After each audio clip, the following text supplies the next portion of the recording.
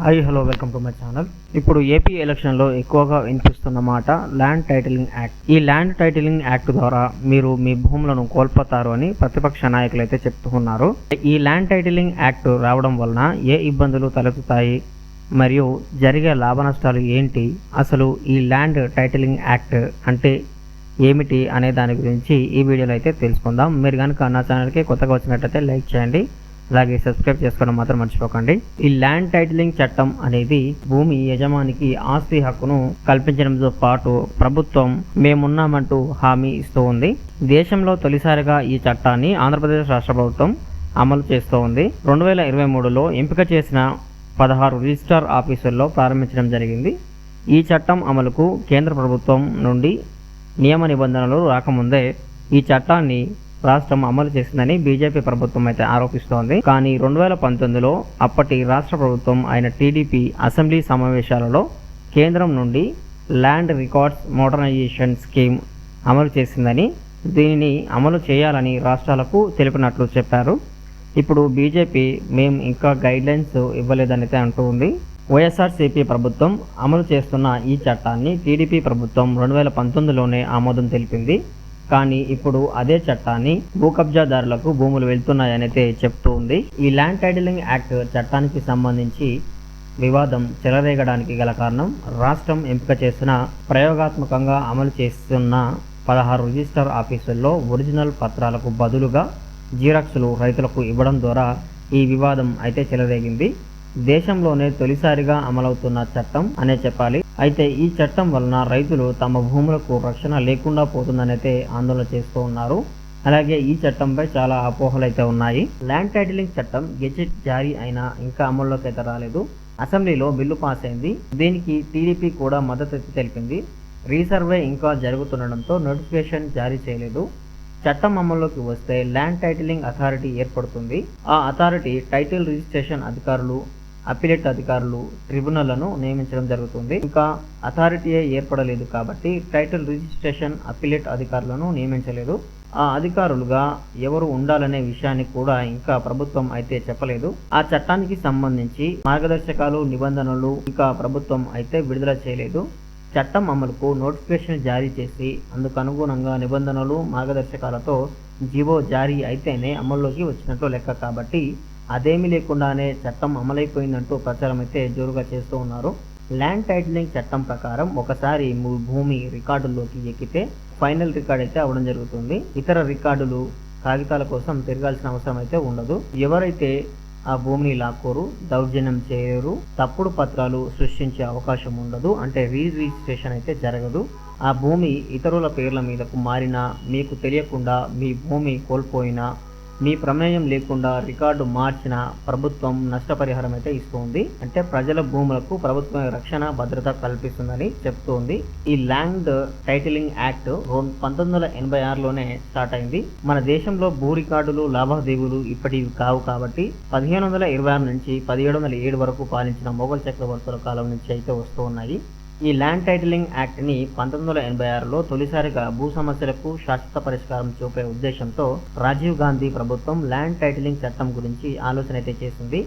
దీనిపై లోతుగా అధ్యయనం కోసం ప్రొఫెసర్ డిసి వాజ్బా ఆధ్వర్యంలో ఏకసభ్య కమిషన్ నియమించింది. సుదీర్ఘ అధ్యయనం చేశాక ఆయన 1989లో గ్యారంటీయింగ్ టైటిల్ ఆఫ్ ల్యాండ్ని రూపొందించారు.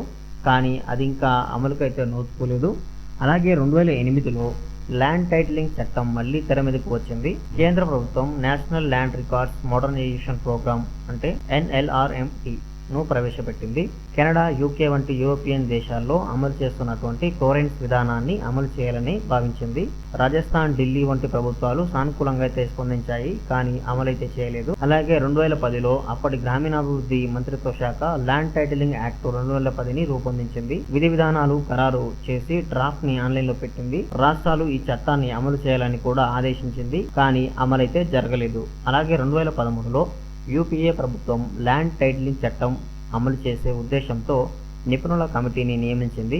టైటిలింగ్ చట్టానికి సంబంధించిన రోడ్ మ్యాప్ని అయితే రూపొందించింది. అలాగే 2019లో ఎన్డీఏ ప్రభుత్వం యూపీఏ ప్రభుత్వంతో ఏర్పాటై నిపుణుల కమిటీని నివేదికను అమలు చేయాలని భావించింది. ఆ దిశగా ల్యాండ్ టైటిలింగ్ చట్టాన్ని రూపొందించి ఇందుకోసం నీతి ఆయోగ్ ముసాయిదా చట్టాన్ని అయితే రూపొందించి 2019 నవంబర్ 25న దాన్ని విడుదల చేసింది. The Maharashtra tenancy and agriculture land act తరపున దీన్ని రూపొందించినట్లు నీతి ఆయోగ్ తెలిపింది. ప్రస్తుతం ఇదే చట్టాన్ని ఏపీ ప్రభుత్వం అమలు చేయాలని అయితే గెజిట్ జారీ చేసింది. ఈ చట్టం భూ కబ్జాదారులకు వరంగా మారుతుందని విపక్షాలైతే ఆరోపిస్తూ ఉన్నాయి. అధికారులు చేసిన తప్పిదాల కారణంగా స్థిరాస్తుల వివాద పరిష్కారం కోసం కోర్టుకు వెళ్లిన ప్రజలు ఇప్పుడు పరిష్కారం కోసం తిరిగి అధికారుల దగ్గరికి వెళ్లాల్సి వస్తోందని లాయర్లు కూడా ఆరోపిస్తూ ఉన్నారు. పారిశ్రామికవేత్తలు పెద్ద మొత్తంలో భూములను సేకరించాలనుకుంటే ఇబ్బందులు తలెత్తుతాయనే ఉద్దేశంతో భూమిపై వివాదాలు కోర్టుల పరిధిలో ఉండొద్దనే ఉద్దేశంతో కేంద్రం ఈ చట్టాన్ని తీసుకొచ్చిందని న్యాయవాదులు చెప్తూ ఉన్నారు. భూమి క్రయ విక్రయాల సమయంలో జరిగే అవకతవకలను ట్రైబ్యునళ్లలో ప్రభుత్వం నియమించే టీఆర్ఓలు పరిష్కరిస్తారని ప్రభుత్వం చెప్తుండగా దీనివల్ల ప్రజలకు లాభం కంటే నష్టమే ఎక్కువ ఉందని ప్రతిపక్షాలు అయితే ఆరోపిస్తున్నాయి. అలాగే భూ యాజమాన్య వివాదాలపై విచారణ జరిపి తీర్పులిచ్చే అధికారం సివిల్స్ కోర్టులకు లేకుండా చేశారని, కేవలం అపిలేట్ ట్రైబ్యునల్ను మాత్రమే ఆశ్రయించాల్సి ఉంటుందని, ఈ భూమి ఎవరి పేరిట మారిందనేది కూడా మీరు తెలుసుకోవాలి, అనుకున్న 90 రోజుల్లోగా తెలుసుకోకపోతే ఇక మీ భూమి రాదు అనే ప్రచారం అయితే జరుగుతుంది. ల్యాండ్ టైటిలింగ్ యాక్ట్ కారణంగా పట్టాదారు పాస్బుక్, అడంగల్ లాంటి రెవెన్యూ రికార్డులు ఎందుకు పనికి రాకుండా పోతాయని, ఆ ఆధారాలు ఏవి లేకుండా పోతాయని, భూములు ఎవరి చేతుల్లోకైనా వెళ్లే ప్రమాదం ఉందన్న ఆందోళనలు వ్యక్తమవుతూ ఉన్నాయి. చిన్న సన్నకారు రైతుల దగ్గర నుంచి భూములను చట్ట ప్రకారం కొట్టేయడానికి వైసీపీ ప్రభుత్వం ఈ చట్టాన్ని తీసుకొచ్చిందని అయితే అధికారులు చెప్తూ ఉన్నారు.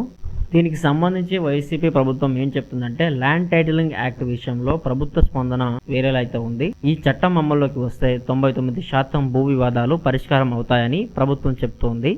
ఈ చట్టం అమల్లోకి వస్తే వ్యవసాయ భూమి, వ్యవసాయేతర భూమి ఇలా అన్ని రకాల భూములకు సంబంధించి ఒకే ఒక టైటిల్ రిజిస్టర్ అవుతుందని సర్కారు చెప్తోంది.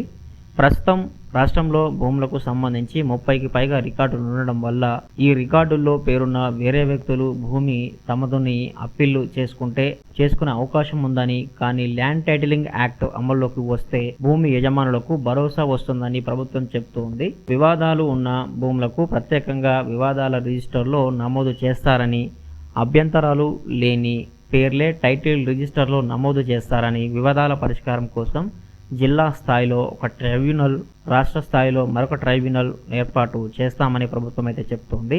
దీన్ని ఒక రకంగా చూసుకుంటే తెలంగాణలో అప్లై అయినటువంటి ధరణి పోర్టల్ని అదే తరహాలో ఇక్కడ ఈ ల్యాండ్ టైటిలింగ్ యాక్ట్ ని అమలు చేయాలని అయితే చూస్తూ ఉన్నారు. సో తెలంగాణలో ధరణిలో ఎన్నో అవకతవకలు అయితే జరిగాయి. ఇప్పుడు ఈ ల్యాండ్ టైటిలింగ్ యాక్ట్ లో కూడా జరిగే ప్రమాదం అయితే ఉంది. రాష్ట్ర ట్రైబ్యునల్ తీర్పు మీద అభ్యంతరాలు ఉంటే హైకోర్టును ఆశ్రయించవచ్చని చెప్తోంది. అలాగే ల్యాండ్ టైటిలింగ్ యాక్ట్ ప్రకారం భూ యజమానిని ఒకసారి నిర్ధారిస్తే అదే ఫైనల్ అని, భూ వివాదం కారణంగా భూములను కోల్పోయే అవకాశం ఉందని ప్రభుత్వం చెప్తోంది. టైటిల్ రిజిస్టర్ పేరు నమోదైతే తర్వాత 2 ఏళ్లలోపే అభ్యంతరాలు వ్యక్తం చేయాలని, ఒకవేళ 2 ఏళ్లలోపు అభ్యంతరాలు ఏవీ లేకపోతే ఆ తర్వాత కోర్టుకు వెళ్లే అవకాశం కూడా ఉండదని ప్రభుత్వం చెప్తోంది. మార్చి తొలి వారంలో ప్రభుత్వం ప్రధాన సలహాదారులు అజయ్ కల్లం ఈ చట్టం గురించి మాట్లాడుతూ దేశంలోని 12 రాష్ట్రాలు ల్యాండ్ టైటిలింగ్ యాక్ట్ను అమలు చేసేందుకు ఆసక్తి కనబరుస్తున్నాయన్నారు. ఈ చట్టం అమల్లోకి వస్తే ఎవరైనా భూ రికార్డుల్లో మార్పులు చేయాల్సి వస్తే వెంటనే ప్రభుత్వానికి సమాచారం అందుతుందని,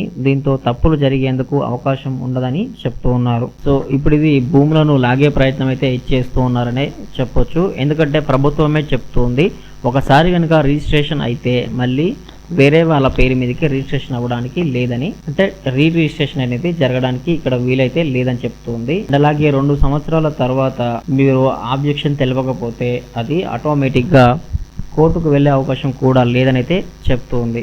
టైటిలింగ్ యాక్ట్ పై మీరు ఎలా స్పందిస్తారో కామెంట్ రూపంలో తెలియజేయండి ఫ్రెండ్స్. సో ఇది ఫ్రెండ్స్ ఈరోజు వీడియో మీకు నచ్చినట్లయితే లైక్ చేయండి, అలాగే మన ఛానల్కి సబ్స్క్రైబ్ అవ్వండి. Thank you friends.